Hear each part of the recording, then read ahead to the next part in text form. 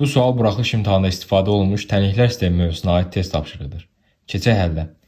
Birinci tənlikdən tam kvadrat ayırmaq olar. Gəlin birinci tənliyi yazaq. X kvadrat üstəgəl 2xy üstəgəl 4y kvadratını isə parçalayaraq y kvadratı üstəgəl 3y kvadrat şəklində yazıram. Bərabərdir 21-ə. İkinci tənliyimiz isə olduğu kimi qalsın. Hələlik bərabərdir 3. Daha sonra birinci tənlikdən gördüyümüz kimi düstur alındı. X kvadratı üstəgəl 2xy üstəgəl y kvadratı. Bildiyimiz kimi bu x üstəgəl y-in mörtəzi kvadratını verir. Üstəgəl 3y kvadratı bərabərdir 21-ə. İkinci tənliyimiz də yazaq. Bərabərdir 3.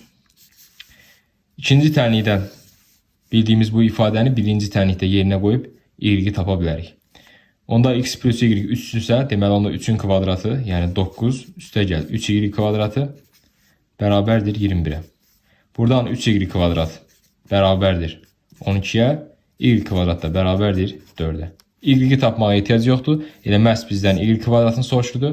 Deməli bizim cavabımız C variantı.